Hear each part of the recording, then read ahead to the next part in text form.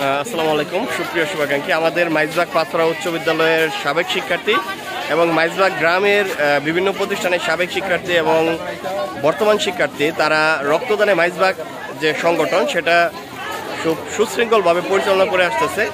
রক্তদানে মাইজবাগ এই সংগঠনের মাধ্যমে মাইজবাগ গ্রাম এবং মাইজবাগ গ্রামের বাইরেও অনেক মানুষ রক্ত পাওয়ার ক্ষেত্রে উপকৃত হয়েছে। আপনারা রক্তদানে মাইজবাগ গ্রুপের সাথে অ্যাড হইতে পারেন।